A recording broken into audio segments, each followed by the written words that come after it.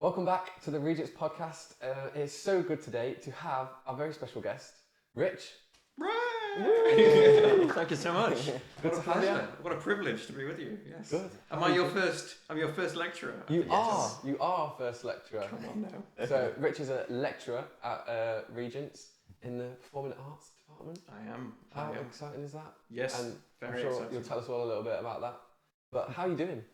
Yeah. Well, thank you. It's a strange part of the year because it's I'm not teaching any modules sort of in like the weekly block way, but we are heading towards the third year production, so I'm directing that a lot. So it's it's a weird, it's sort of a strange part of my year where I'm not really lecturing, I'm just directing now, which is sort of what I did before I came here. So it's a strange sort of throwback to my previous life, but quite nice because now I'm just and the relationship with students is quite different then because when you're directing them, it's very different from just lecturing. So I'm not just giving information. I might be, I don't know what I'll be doing, but it's a very different, you know how it is. It's a very different sort of dynamic. It is. And that's quite nice because you're much more like a peer. I mean, admittedly, I'm the peer that's in charge. Yeah. But still, it's a nice way to end, especially with third years who you've been on a journey with. Yeah. And then to have this quite intense working dynamic right at the end. The only sad thing is, of course, then they're leaving, and we've just made friends, but now they're off. Oh, that's cool. Yeah, but no, it's fun. It's a nice time. Yeah, that's good. So throughout all the different years that you do the teaching for, and what would you say is your favourite module that you lecture? Yeah, I wondered if you'd ask that, and I have no good answer. I noticed that you'd enjoyed Performance in the Church. Well done. Yeah. Thank you. And that is a favourite of mine. I do like, sort of goes against what I just said about directing, but I do quite like the ones that deal with a lot of theory. I think partly because I think performing arts students are not necessarily expecting to talk about Plato or Aristotle, or later on we're going to talk about René Girard and all these kinds of theorists, and I think that's one of the things that a degree course can give that maybe a drama school might not. That actually I want you to think about why we might act, why performance is of any value to the church. I enjoy that, and because I had to learn it myself when I came here, it's sort of, I mean, I've been here 13 years now, so it's not exactly new information, but it's certainly information that I've been wrestling with over a little time now. So it was new to me, and so I enjoy sort of passing that on. Very cool. I mean, obviously, James on a prior podcast spoken a little bit about the performing arts track, but some of that just goes over my head sometimes. Do you know what I mean? Because I'm not all clued in. But now we've got the main man himself here, Rich. Why don't you just give us a little insight into what the performing arts course is? Maybe for some of those guys who don't know a lot about Regents or what the performing arts track is. Yeah. What's that got to do with anything really? What's that about? Yeah, good question. I sometimes wonder. It's a few things really. I came to performing arts because I loved it really. So I've since had to justify, in a sort of theological way, why might you perform? But that isn't where it started. It started because I loved it, and it seemed to be core to who I was. And I found that I wasn't alone in that, and that there's other people who are Christians who seem to be driven, called, whatever word you want to use, to perform in some way. But there's a sort of worry that goes along with that. Is it just my ego? Is it pride? Is it, there are all kinds of things and other Christians will tell you that maybe it is, or will be suspicious about the use of performance in some way. But my first acting jobs, or amongst my first, were with Christian companies. And so we were trying to not just tell the gospel, but bring it alive, to incarnate it in some way, inevitably, inadequately. But we were trying to make it experientially real as best we could. And that seemed, sometimes it was embarrassing and bad, but sometimes something quite profound seemed to happen. And people met with God in a particular way via actors presencing God there, or attempting to do that at least. So I got very interested in how that happens. And when Regents moved here to Malvern, there was a theatre building. And that gave them the idea of, is there any mileage in exploring this? I was working with a Christian theatre company called Saltmine. We wanted a way of training people. And so it sort of came together in a strange, what if you weren't a Christian you would call a coincidence, but I see it's something more profound than that. So really what the course is trying to do is trying to teach people how to act, how to perform better, how to teach the techniques of acting. It's trying to help them to develop material, so what do you perform, but it's also asking questions about why we perform at all, and trying to help them to position that performance as intimately linked with their Christian walk. That's what it's trying to do. Yeah, no, very cool. Yeah, I mean, when I came to join Regents, I kind of knew that going down the church leadership track was what I wanted to do originally, and I had never even realised that Regents did a performing arts track until I started to sign up, and and it's just really interesting to hear what it's all about, really. And I've enjoyed seeing some of the performances that have been put on. I know you're speaking about the retreat that's coming up soon. So does that kind of thing happen every year? It happens every year. It's always different. The students shape what it is. So basically, at the beginning of the third year, or probably at the end of second year, really, I will meet with students and sort of say, well, what kinds of things you're interested in, and at that point, they normally have no idea. It's just whatever will get me the best marks. But they sometimes have some idea. Maybe it's we'd like to do something quite immersive. We'd like to do something that's interactive or whatever. So they have some kind of stylistic idea of what it might be. But this year, the students had a relatively strong idea. So they were interested in maybe using something like the 7 Deadly Sins as an organising principle for the piece. We've sort of moved away from that, but that's how we started. And what we've ended up with is this play about a bunch of women who have come away on this retreat together. Essentially, the retreat is this sort of refuge for people who realise their brokenness in some way. And they say that through myth, through story, and through vigil, so sort of communing with nature, they're trying to unlock meaning in their lives. It's not a Christian place at all. It's a relatively secular thing, although there's some sort of notion of spirituality. And what the play really does is it shows you their journeys as they try to discover some meaning. And what they find, and this is, I guess, where the 7 Deadly Sins sort of legacy lives on, is that they're trapped in patterns of behaviour that they can't break out of. And they begin by saying, look, you are who you say you are here, so we'll accept you as you are. But what they discover is that's quite a useful first place. But what if who you are is irredeemably corrupt, or is you don't like who you are, and you don't know how to change? So the play isn't a kind of evangelistic. There's no kind of call to the front at the end, but it does take you to the question of well, what if who you actually are at quite a deep level is in profound need of change? So that's typical, I guess, of the kind of productions that we do here. That they've been informed by theology, but they're not necessarily trying to communicate it very directly. It's an exploration of a theme. No, that's really interesting and a great take on how to, in one sense, do evangelism. Yeah, right. Yeah, very cool. We of course have different companies coming in from outside of Regents to perform here. You had your play which you wrote, as well, The Uneasy Sleeps of Max Maxwell. So how about, do you go through the writing process? Do you follow a structure? Do you keep the same with different plays that you write? Yeah, it's different. Well, it's similar and different, So it's with that particular play. So it's called The Uneasy Sleeps of Max Maxwell. It was exploring questions of artificial intelligence, and that's not a subject I'm actually inherently interested in. I'm not a scientific guy. I don't have a smartphone. I'm the least technical person you'll meet, probably. But so my first job in a way is to get interested. Probably a bit like a research paper. If you're not interested in it, it's hard to write. You've got to find a way into it. And I thought, and so I'm not interested in AI and in the big questions of whether the robot's going to take over. I doubt it. But I am interested in how it affects people, and so then I started researching it. We had a team of scientists advising us on that process, and they were very interested in it, so I could catch their enthusiasm a bit.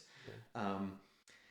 And so then it became, well, what's the story? And the stories are really about people, and the fact that they're interacting with an artificial intelligence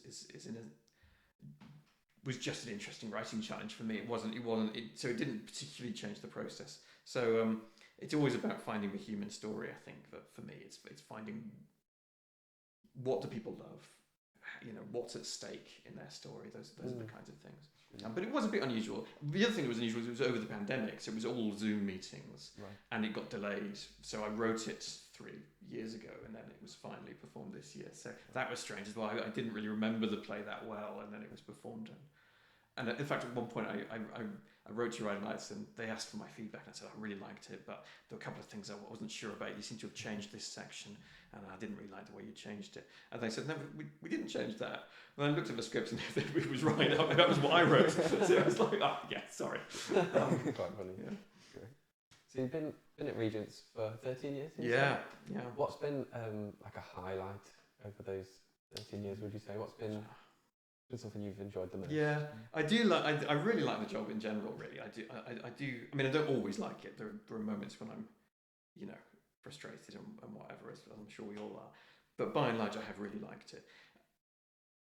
Seeing what students go on to do is amazing. So there are a lot. I mean, I'm sort of generically proud of all my students. I think I don't know of any that are now in prison or something, but I hear particular stories of students doing amazing things. Yeah. And that's brilliant. So just an example of that. There's a company called Forefront Theatre Company. Okay. They were created by 4 students here, while some of them were still students, and they've been going now for I don't know how many years, but a long time now. And they're going into schools, they're telling people about Jesus, they're running virtual Sunday schools, they've done amazing work. Oh, fantastic.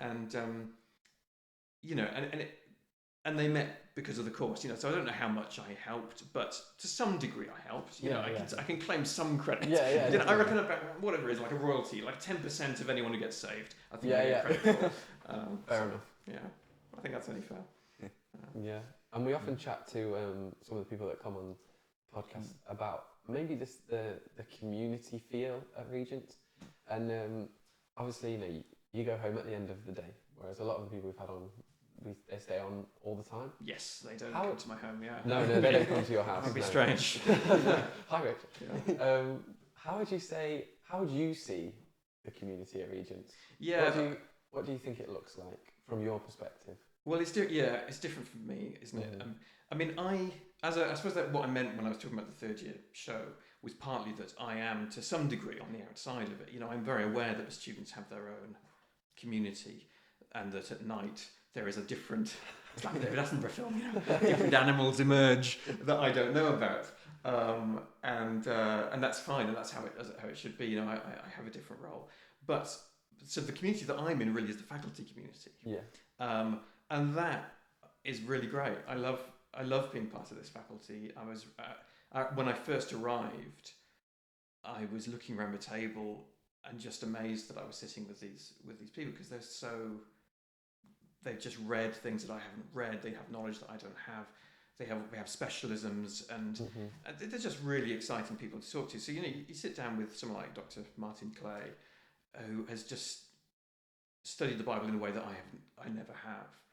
And he has a very different take on it, and he's very humble with it, which is very annoying, but just amazing. And every now and again he'll say something, and his breadth of knowledge is weird. So he's an Old Testament lecturer here, but his PhD was in the New Testament, and he's read a lot of philosophy. So he'll suddenly start talking about Heidegger, who of course he's read in the German, and so suddenly he'll say something, and you think that's amazing. But everyone is.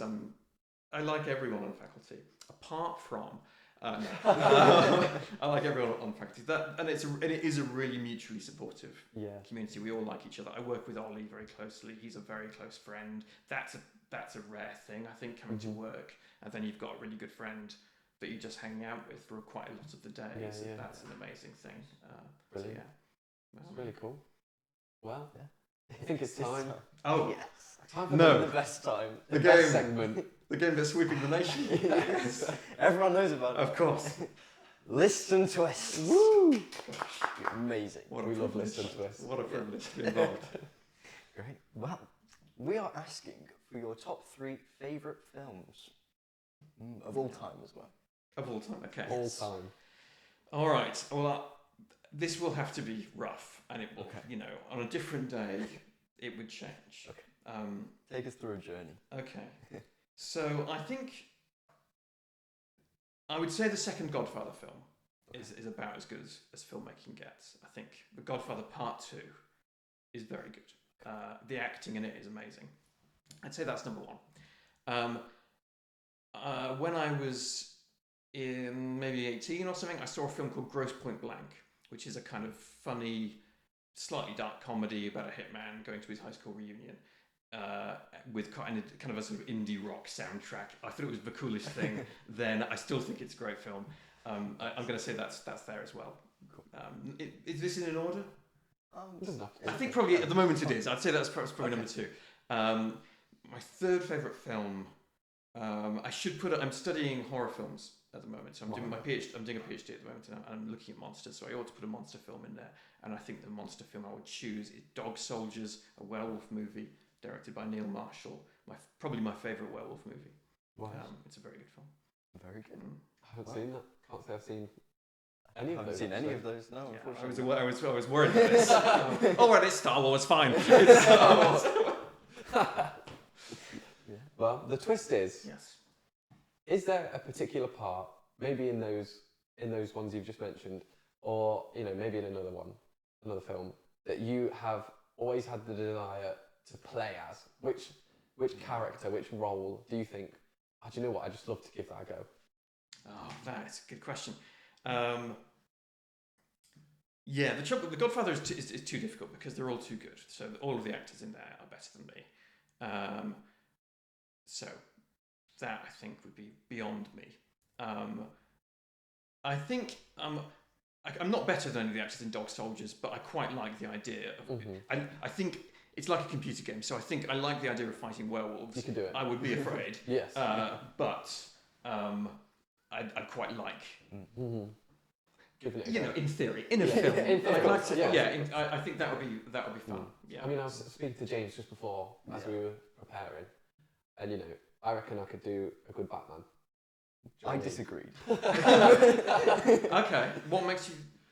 I don't know. I just feel like I've got those qualities, I'm joking. I mean, yeah. I'm glad that you changed. Dark, mysterious.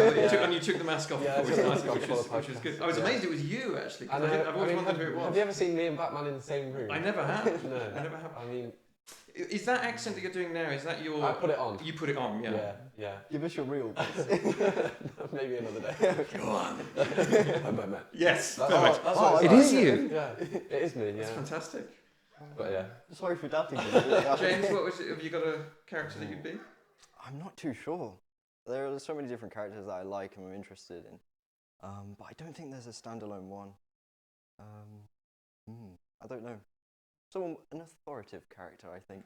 Yeah, I see you that way. Maybe Emperor Palpatine, maybe. Just afraid your rebel friends. Good. Yeah, maybe. I mean, that's just. I'm not speaking that over your life. I'm just. It's just a thought. Look a bit like him too, James. Thank you so much. Maybe I'll be the Joker, just to go against you. Yeah, cool. Oh yeah, that'd be nice. I think Joker and Batman ought to present a podcast together. Yeah. That'd be nice. All right, we'll dress up as them next week then. Sorted, yeah. That'd be good. It'd be a good balance, wouldn't it? Order and chaos. Yeah. Yeah. That'd be good. Very cool. Well, that brings us to the end of Listen to Us. Sad times. And maybe on to the main part of our podcast. Maybe, although I sense people already switching off now. That's It not doesn't true. get any better than that. True. Yeah. But we'd just like to know about your testimony and what Rich is all about, what your life's all about, and maybe just could you share a little bit of that with us? Sure, of course. I would be delighted. Yeah, so my testimony, I guess, my story of becoming a Christian is a weird combination of quite intense spiritual encounter and then moments of feeling like God is nowhere to be found. So my parents became Christian when I was about 5, and their story is this really strange encounter with evil. So I won't go into it in great detail, but they felt that their lives were under threat by a supernatural force of evil. My dad was an aggressive atheist. Well, not aggressive like physically, but just his atheism was expressed, firmly, and until then, but had been raised Christian. And so when he found that his life, because they believed it, it destroyed his worldview, but he believed that their lives were threatened by something terrible. But because he'd had a Christian upbringing himself, he knew where to go. So he went to his dad, really, and said, "Look, I don't believe in God, but if there's a power of evil, there must be a power of good, and we have to ask that power of good to help." So my granddad, who lived in the same village as us, came and prayed in every room of our house, and they felt this presence of evil going. I didn't know about that, of course, except that there was a room in our house that I'd always had it was our bedroom, and I couldn't sleep in it. I always had nightmares, and after that all went away. I was brought, so I went to a church school, so I had some sort of knowledge of Jesus in a kind of the way that kids do. And I think I sort of believed naively, just because my teachers had said, Jesus was nice. And I thought, okay. But there was this immense difference in my mum and dad, and because they'd had this sort of spiritual encounter with evil, they, with no sort of training or knowledge, didn't go to the churches that were in our village because they felt, well, I don't want to say anything unkind, but they didn't feel right to them. They needed something more spiritually engaged, so they became what we would call Pentecostal, although they didn't know it was called that. They prayed, they were filled with the Spirit, and then they started this house group in our house. So church became our house, and people started to come from the village, and it was this place of spiritual gifts were on this full display. My dad would be like dancing in the living room with a tambourine, which was really useful Classic for tambourine. me. Of course, in grade 8. Which you can imagine as a going to primary school how helpful that is when people walk past your house and say, "Rich, I think I saw your dad dancing with them." I was like, "Yes, please." Like many of the cool kids, my father is a dancer. So it was a bit weird, but it was undeniably real. So my experience of God was first this kind of wild spiritual splurge of experience of people prophesying and all this kind of stuff.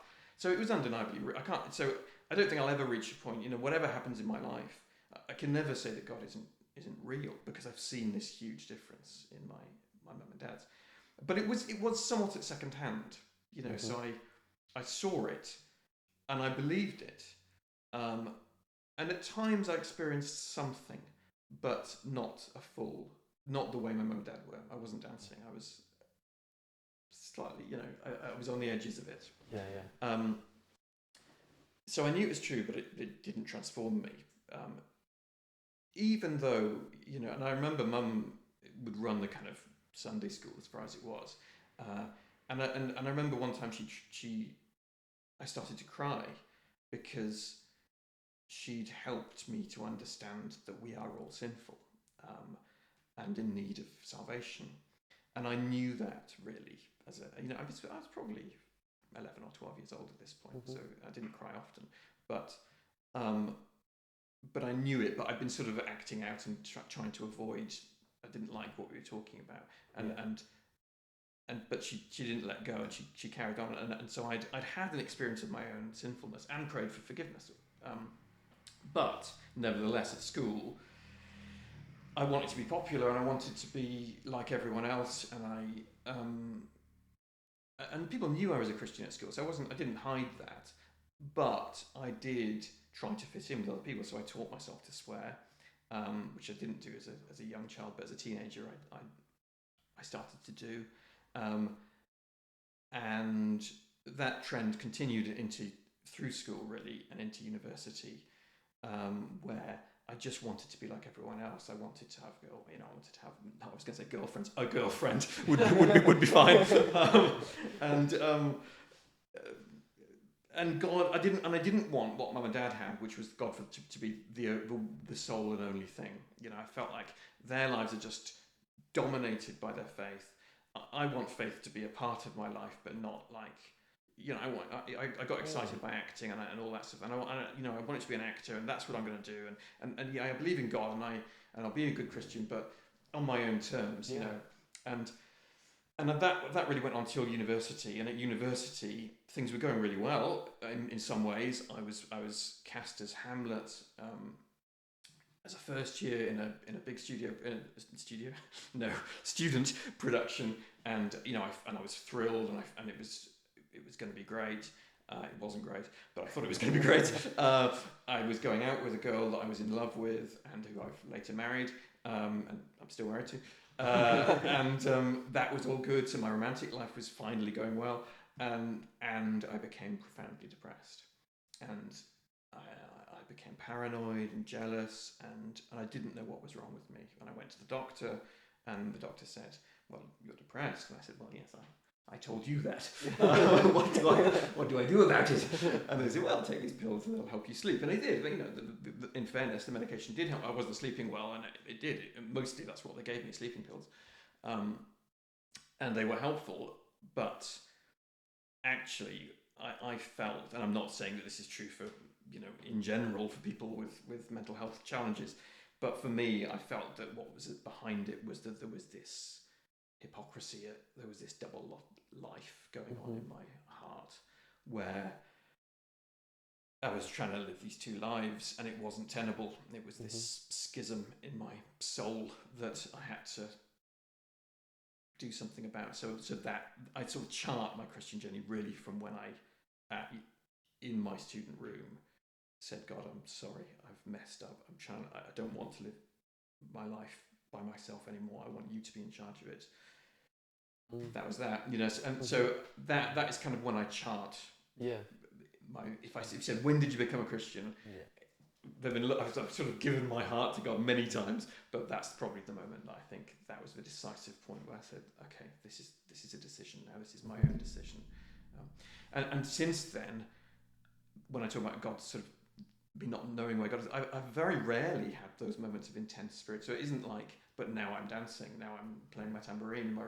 I don't experience God in the same way that my mum and dad do. I do experience God, but in a much quieter way. And often what it is now is that, you know, if I pray for guidance, as I often have, I very rarely feel, now I know what to do. I've gone ahead hoping, believing, trusting that it might be the right thing to do and that God isn't stopping me, and I've said, your will be done. And then looking back over my life, I can see time and again that decisions I've made have led to just brilliant things that could not have happened if I'd gone the other apparently equally, you know, viable route. So that's kind of how I see. I guess that's where I am now, and that's how I ended up with this job, which was partly because I went to a university that it was in Scotland, in St Andrews, the same one that Prince William went to, although he went a little after me, cashing in on the reputation that it acquired. And they only did, their standard was a 4-year master's degree. So it was only because I'd done that, and I nearly went to Durham or somewhere else, where it would have been a BA. It was only because I had the MA that I could start teaching here. But it was it seemed arbitrary, that decision. So. Wow. That's fantastic. I love, you know, I feel like when you talk to lots of people, there's often the theme of having maybe two separate, not lives, but kind of ways of viewing yourself or ways of acting. I know I personally can attest to that. Maybe feeling like one person at school and another person at church and things like that. And I often found that comes up lots of times. And thank you for sharing it. It's just really, really poignant. As well as, I love what you say about, especially I know for myself growing up in church, maybe how you say second-hand faith, that kind of thing. It's a difficult one, isn't it? You know, because at that point you're rolling with it. you're a child, it's what you've been taught to know, and in a sense, you roll with everything your parents do. So like, if they said something, then yeah, that's how it is. That's what I'm doing. That's what I'm following. And it comes to a certain point where no, actually, I have my own choice to make here, my own decision to say, like you said, Lord, I don't just want to go with what my parents are doing, but actually, I want this for myself, my own personal connection. And I think that's what's so special about Jesus.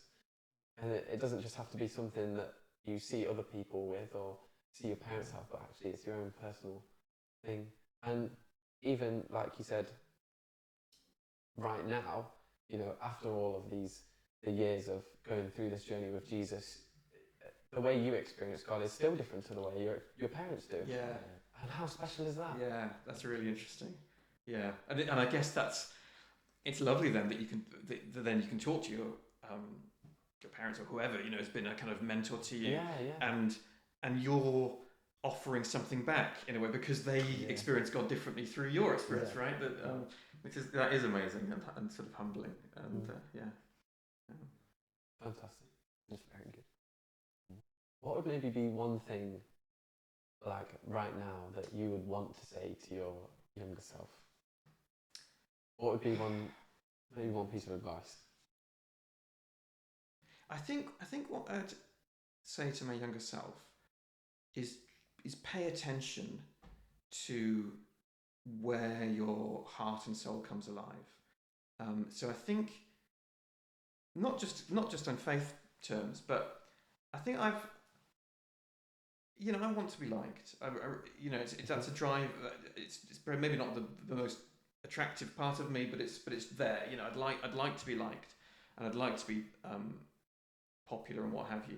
And so I think I've often let my tastes be dictated by what I thought was acceptable. So that's not just about not being, not openly trying to convert anyone at school or whatever, but even like what music I like or what books I read or films I like. That sometimes I've felt embarrassed about things that I liked. So, for example, when I was a kid, when my parents became a Christian, this is one of the things that I profoundly disagreed with them about when I became a teenager.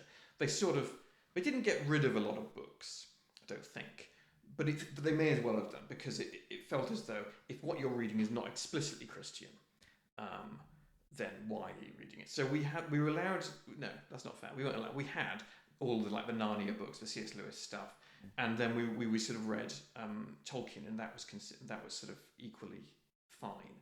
But I sort of felt as though there were certain things that you could read. So certainly, like the stuff that I'm reading about, the horror stuff, I think that would have not gone down well in my house. But then when I went to university, I felt a bit embarrassed that my background was, was Lewis and Tolkien, and maybe I should have been reading James Joyce or something a bit more sophisticated or whatever. And so I tried to sort of read what other people in English. My degree was in English literature, so there was a certain sophistication of taste that was expected. And so I sort of tried to read more sophisticated stuff. And the truth of the matter is, I preferred Lewis and Tolkien. Now, there's stuff that I read there that I did really like, and I encountered really great writers. But I wish I'd just had a bit more courage, not just for other people, but even for myself, to say, yeah, but don't forget, actually, you liked this stuff. Yeah. It wasn't imposed on you. It wasn't a chore that you had to read this. You liked it. And so, and the same with music, So I think I'd like to sort of be able to say to my younger self, just try to be more attentive to what you actually like, not what you think you should like. And I think also just don't feel like just because you've discovered a new thing, you have to reject the old thing. I think, So that's I guess that would be sort of my advice to myself. Very insightful. Yeah. So looking, I suppose, just to the future as well. What would you like to see happen in, I suppose, the next 5 years? Because usually we would have students on, and we could focus on what happens after Regents. But obviously, with you staying at Regents, it's more so like across the next 5 years. Just what would you like to see happen in general? Not necessarily for your life, but just anyone you're close to's lives as well. Anything like that. Oh, great question. So many things. Well, I've got a daughter. She's 10. She's going to secondary school in September, I guess. So I have worries and hopes there. You know, I'd like her to make friends, to be happy, and I'd love her to discover Jesus for herself. You know, we've started having these discussions. She asked me, how do I know if I'm a Christian or not, recently, which is a good question. I didn't have a great answer. I was like, well, just keep praying. Was it, how do you know you're a Christian? Or how does she know? How do I know? How do I know if I believe or not? You know, so she says, I think I believe, but how do I really know? It's a question I've not thought about. Yeah, I just not. I haven't really thought of that. So if anyone, you know, in the comments, but yeah. So I didn't know. So I'd like. So that's a hope. I'd like to. I mean, that would be amazing if she really found Jesus for herself. But I'm also kind of mentally preparing myself for the teenage kind of rejection of stuff that her parents have told her, and you know, so that's a worry. But I guess I just have to be patient and calm and whatever, and praying for wisdom of when to say anything and when to let them go their own way. So I don't know what the right answer is going to be on any of that. I don't even know what the questions are yet.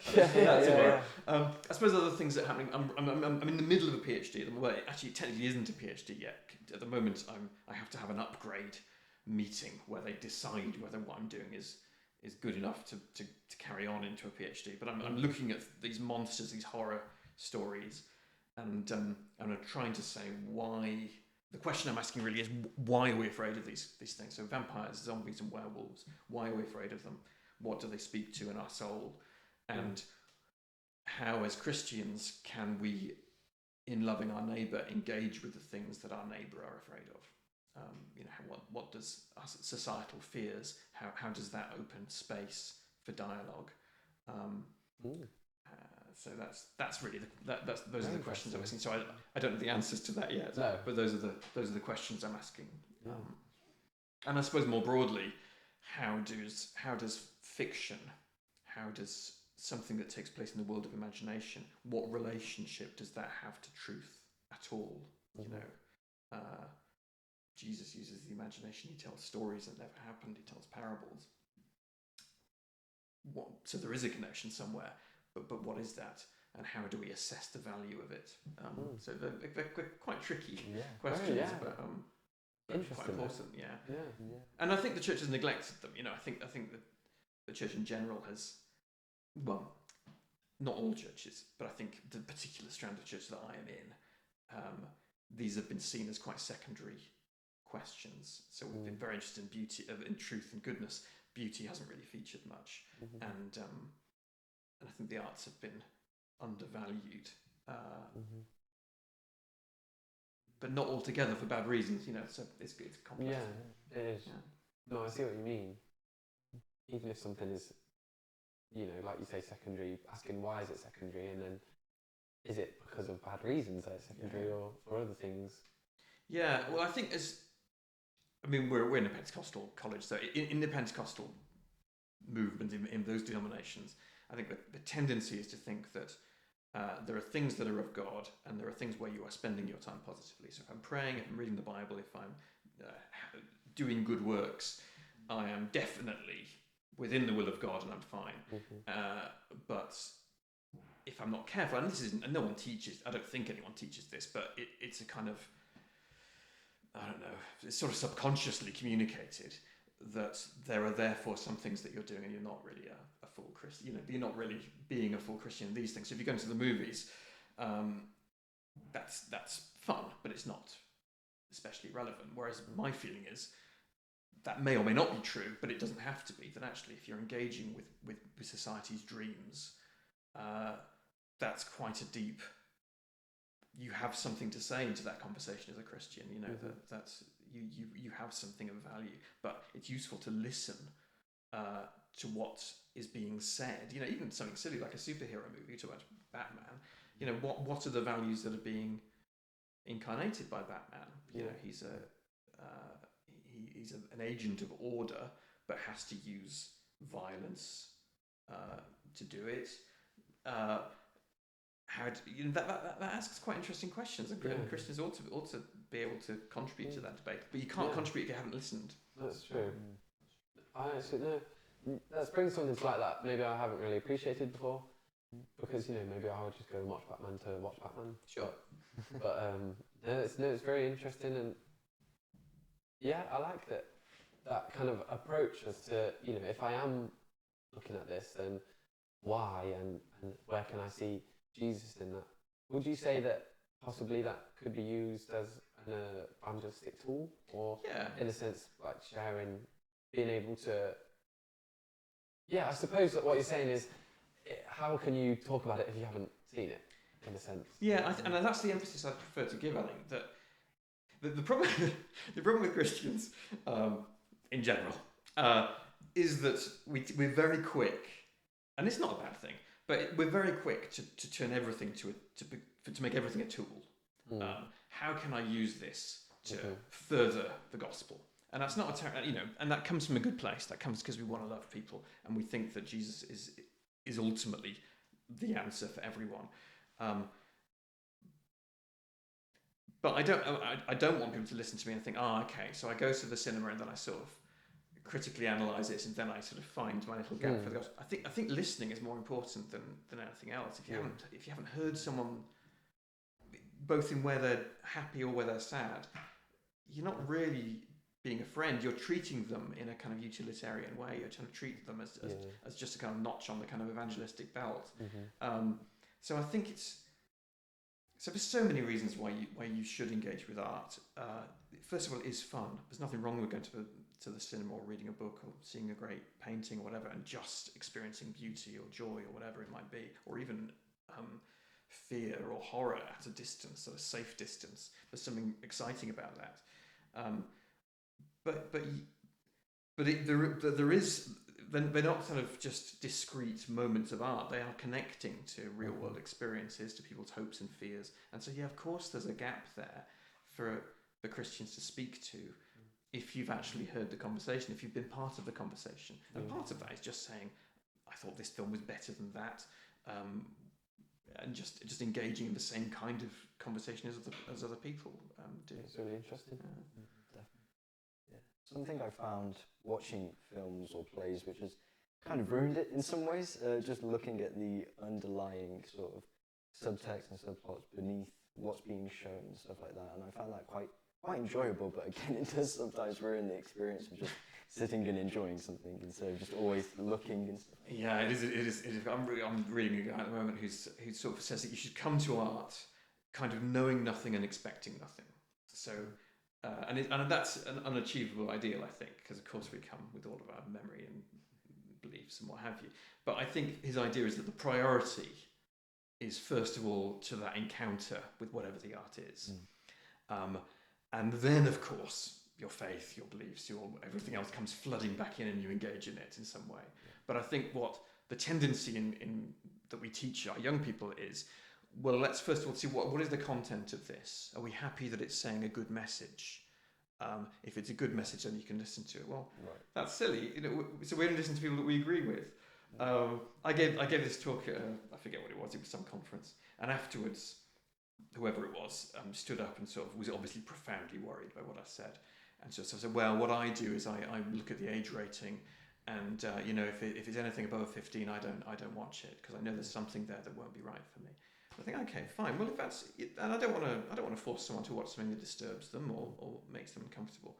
But the problem is that you are going to be consuming art only, at least in terms of films or games, that's made for a younger audience. So sometimes things are 18 because they're dealing with really profound and adult themes.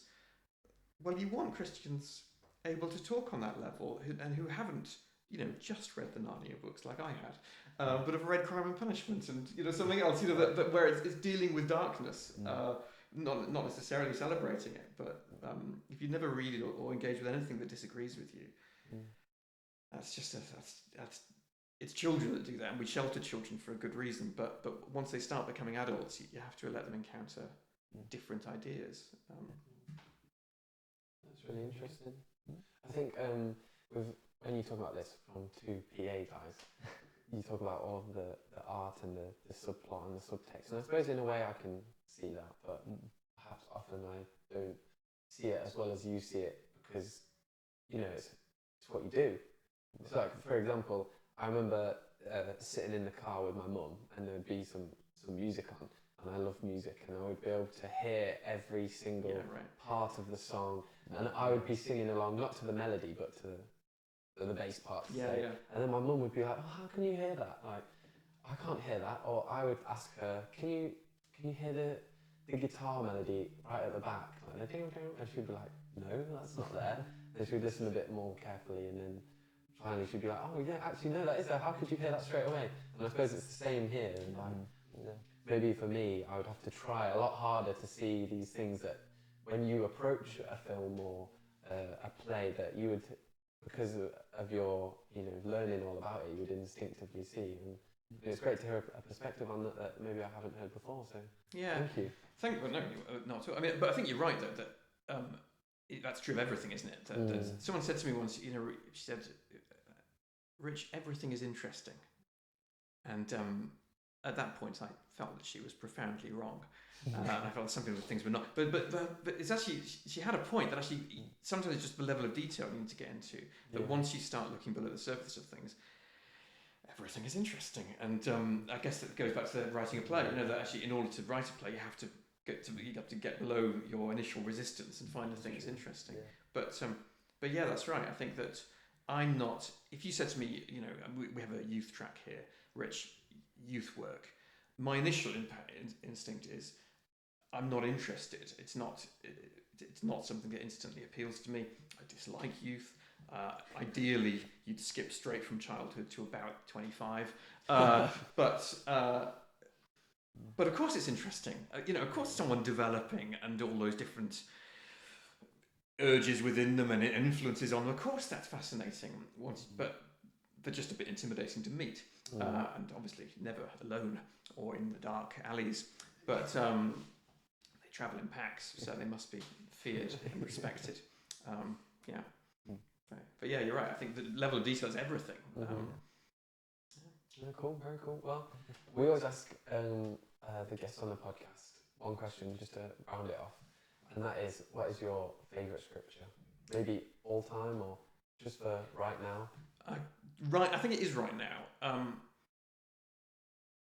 I can't actually remember the specific chapter. So the story that is haunting me at the moment is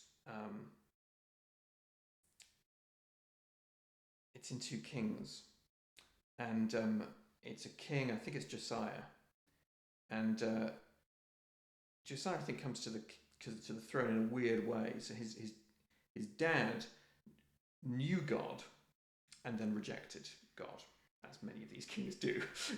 He abandoned the ways of the Lord. And then there was a plot to kill that king, and then the people killed the people who killed the king and put the king's son, Josiah, on the throne. And Josiah followed the ways of the Lord. And as part of that, he started rebuilding the temple.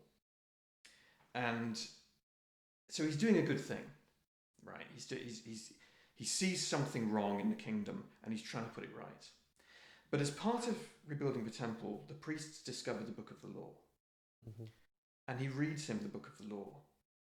And when Josiah, and I pray that it is Josiah, then if not, you can put the correction on the screen. Not Josiah, somebody else. When he hears the law read, he tears his clothes and he repents. And he weeps. And that story won't leave me alone. And because I think what I found so profound about it is the thing that he thought was wrong in the city was wrong in his own heart. And I think that I find that so challenging, that so often I see what's wrong. I've talked about it today. What's wrong in the church, the things that the church should fix. Oh, if only the church would listen to me. But the corruption runs deep, that my own impulses are not right and need, to be repented of. My own deepest urges are often need to be redeemed, need a continual work of sanctification.